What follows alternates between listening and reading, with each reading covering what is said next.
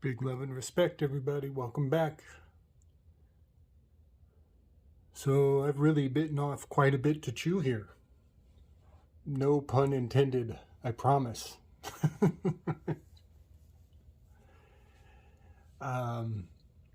This is going to be a long one, and there are some issues that just keep coming up, and I just cannot unsee what is laid out in front of me. It's so significant and so hard to convey. But I'm seeing just boatloads of castration ritual baked into this mythology and the symbols. Boatloads and boatloads of it. And it really needs to be addressed. You know, we are ultimately dealing with that Roman cult of Mithras and their domination over the paradigms that we are handed. And, you know, that Nicene Creed and the Sol Invictus and this obsession with castrating the male. It goes, it was inherited by the Greeks, fostered by the Romans, and passed on through the Catholic ritual, through the Catholic Church. And it is, in Christianity, they would say it is a covenant with the Lord. The difference between castration and circumcision is only a matter of an inch, of less than an inch with the baby. So don't give me that. This is the same thing. It's a trauma. It's a birth trauma that is designed to be triggered and put to use for future programming. So it is a big thing. It's a big deal. It's a huge part of that, our cultural inheritance, a huge part of it. And I just see it all throughout this mythology in the most amazing way. So everybody should know about Uranus and him putting, obstacles in the way to prevent his heirs from usurping him, and then Kronos using that sickle, that scythe, to transcend Uranus and take the throne, and then the same prophecy being fulfilled by Jupiter or Zeus using a sickle to castrate the father and take the throne. And I just want to point out that sickle, that scythe, is it is an encode for the moon. It is also an encode for Thoth, as Thoth was an ibis, and the beak of the ibis is a crescent shape, and it is also it is knowledge, it is wisdom, it is the system that we are inheriting, and mastery of that system is what is needed for ascension. And so, to a large degree, one must master the wisdom of Thoth or Hermes to ascend to the next level. And so, the whole castration spell is just baked into these signs and symbols, and it boggles the mind what profound significance it has. Here I have a Fool card, and you can see he's got that the golden seal on his private parts. And this, I do believe, also has to do with bringing the private into the public, and generating a sense of impotence or even general fear response from the stoic masculine components of society in general. So just something to think about. It is just all throughout these signs and symbols as I come to overstand the Aleister Crowley Thoth deck. And he did make quite a few corresponding alterations to the sequence that is known as the tarot, as he removed the kings from the minor arcana and put the knights in its place, very much hailing back to that Uranus, Kronos, Zeus lineage and the entire castration ritual that is, again, baked into the culture, inherited as it is passed down through time. And many other alterations. He dropped the lion strength card down into Libra, and he put Libra in the place of the lion. And I think that has to do with the kissing the ass of the cat, as Libra is the lips, and the lion is put in that location. And so he is definitely doing a nod, wink, wink to the old Knights Templar lips to the lion ritual. There's so much more to say. I have so much more to say. And I just want to put forward that I am highly critical of many of the things that Aleister Crowley did. But there is reason behind the madness. And that reasoning behind the madness is what it is, regardless of my opinion, but I do believe that that there is a Mithraic undercurrent to all Christian paradigms, and that Mithraic undercurrent is designed to dress the stories of all of the heroes up into the trappings of Rome. This Roman mythological castration cult is desperate to capture any heroes or leaders of any movement in consciousness and place them under this grand arcing paradigm. And I have this real powerful feeling that Aleister Crowley was, making some effort to undermine those systems. But I think after what we have received from Aleister Crowley has been captured and dressed up in those paradigms, just like so many rebels who came before him. So I just need to move into essentially the story arc of PeRseus. And we will start over here in the heavenly bodies. PeRseus is located right at the 322, the mark of the skull and bones. He is above the ram, so the ram is interior to PeRseus's location. He is exterior to that. And here I have the constellation overlaid on top of the iron symbol. And the iron symbol is also here on the Emperor card. So you can see that my instincts were quite correct yesterday. I did not know this until today, that the iron symbol would be on the Emperor card of Aleister Crowley's Thoth deck. And here we have the Sun card, which is also corresponding to the Aries sign. And the Sun card has the Resh, the symbol of the Resh. So Iron to Resh, that's a P to an R. We are absolutely looking at PeRseus. And now I need to give a big shout out to Jim Maiden. You stud. Iron Resh. Iron Resh. Ayn Rand. I'm quite sure we're dealing with a castration character. Again, with Ayn Rand. As Jim made some assertions in one of our Weaving Spiders episodes, that Ayn Rand is probably a man probably a member of this castration cult, generating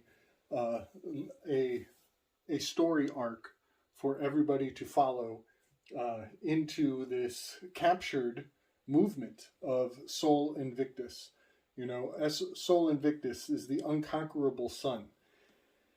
And the Statue of Liberty, if you look at it, SOL, Statue of Liberty, is absolutely, you know, that and androgynous, you know, a dude dressed up as a chick. We are dealing with this castration cult of the eunuchs. But I want to point out that, you know, Perseus, I believe, represents your persona, your representation, representing yourself, as he is holding a second head, a second identity. And that second identity is used to turn entire masses of people into stone, to freeze them in place. And this is where statutes and codes of law freeze you and make you unable to move, unable to exercise free will. Also, all of these constellations are frozen in their place. So Perseus, you could say, is using the Medusa head to freeze all of the constellations of the stars in their location. And so I want to blaze through the story of Perseus and indicate as quickly as I can, because it is quite a long story, but all of these tarot cards will come into play as we come to appreciate the story of Perseus as it is told. And I really do have to read this very quickly. So the story begins with twins, two sons named Proteus and Chryseus, living in Argos. And I believe that this is signified by the twins. We are in this location. The two twins were always in combat for the throne. This is the standard operating procedure for all mythology. It always starts with twins. All totem poles, even in Native American or indigenous South American cultures, have twins on the base of the totem pole. And that is the testicles. You look here at the devil card and the phallus, that's the testicles. Cain and Abel, Romulus Remus, there's always this duality. So that is signified by the twins' sign at the pinnacle, the throne, the northern hemisphere at the top, fighting for who's going to win, who's going to lose. And then the next sign is Cancer with the cutting and the divide, the separating of lots, and who will inherit what portion of the royal family jewels, if you will. So Chryseus found that he was growing older and yet had only one child, and his child was the daughter named Danae. So he went to an oracle, asked how he could become the father of a male child, and the oracle terrified him by announcing, "One day your daughter will give birth to a son and he will kill you." And so Chryseus takes his daughter and puts her inside the center of the earth. That's the Fool card. He puts her inside the center of the earth so that she can never become pregnant and she'll never have a child. And now, by doing this, she becomes Virgo. She has an immaculate conception, and Zeus comes to visit her, and in the form of gold, liquid gold. The gold drips down to her chamber and inseminates her, and she becomes pregnant with Perseus. So when she comes up, she tells her father that it was a miracle baby, that Zeus impregnated her, and he refuses to believe her. And he refuses to believe that he refused to believe that he was destroying Olympian Zeus's child, being privately convinced that the tale Danae had told him was an inventive product of her imagination. And now this is very interesting in modern context, as there is a power dynamic between people believing the individual, believing in the spiritual individual, the person who is having miraculous experience. She is in the private, she's in the center, and her experience is miraculous. He is out in the public, a public figurehead, and he cannot believe her because that which you experience on the internal can never be recreated. And so the whole world has a hard time believing the individual. And I think a lot of people know what I'm getting at, that this power dynamic is very significant to modern events. So he tells her it's a figment of her imagination. And according to the unwritten code of hospitality, hosts did not murder their guests and parents did not murder their children.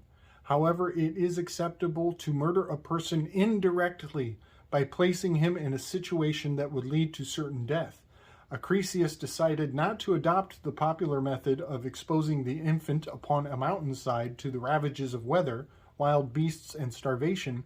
Instead, he put both his daughter and his grandson into a carved wooden chest and sent them out to sea. He was certain that the dark, tempestuous waters would effectively foil the prophecy. This is amazing because we are dealing with a vessel, a chariot, and out in the sea. Here we have the sign of Cancer, a water sign. They are inside a vessel. They are in the chariot, being sent out from the king of Argos. And now this quadrant, the water sign, the hearts, this corner is Argos. This is the kingdom from which PeRseus is native to. They are being sent into a new kingdom. They are now going into the kingdom of fire, into the realm of fire. And they are going to be protected in their journeys by Zeus. Their Olympian father figure is going to guide them on their journeys. And so we go from the chariot card, the vessel, the chest, the treasure chest. I know you're digging that. And moving into the strength card and the lion as they move forward in their adventures. So it did not occur to PeRseus that far-seeing Zeus would protect his family.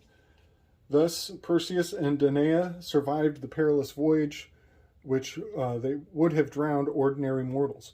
No matter how the winds howled or the waves tossed about, their chest neither swamped with the seawater nor capsized.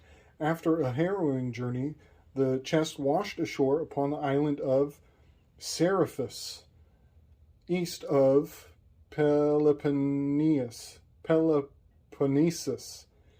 and the Argean Sea. Meanwhile, back in Argos, PeRseus sighed with relief. He was certain that he had cheated the fates and their power. I'm not sure if I mentioned that he had an oracle tell him his son was prophesied to replace him. Danae and PeRseus were rescued by a king named Dictys, Dictys, who was the brother of the king of the island. Dictys took the mother and infant into his home and reared PeRseus so that he grew up to be strong and athletic. Eventually, Dictys's brother, the king of the land, became attracted to Danaus and started to attempt to woo her, and she refused his efforts. She remained a virgin as they move forward. Um, so he decided to he's decided a plot. He began to plot and scheme, and he tricked Perseus into joining his military ranks. And here Perseus becomes separated from his virgin mother. And the king is going to send Perseus on an endeavor to kill the Gorgon, and to assassinate Medusa. And this, again, we see the clean hands doctrine. We see the hidden hand. The Aristotelian touchless death is at play as that king sends Perseus out of his kingdom. We are now out of the kingdom of fire, and we are moving into the kingdom of wind. And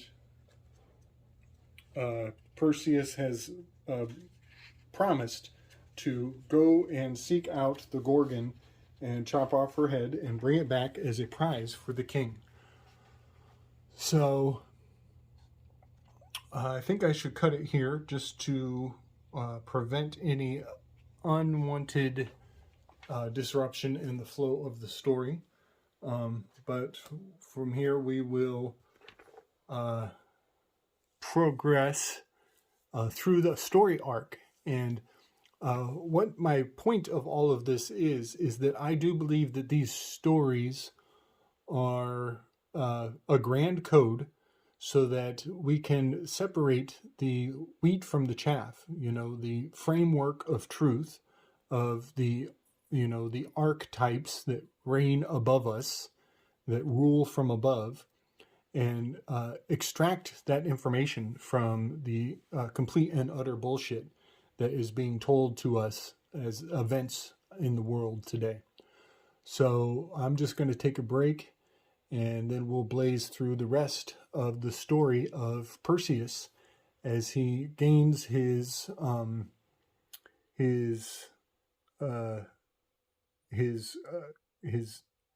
allies.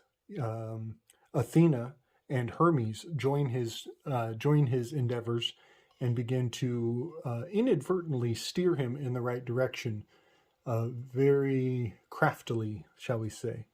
All right, much love and respect, everybody. Hope you dig.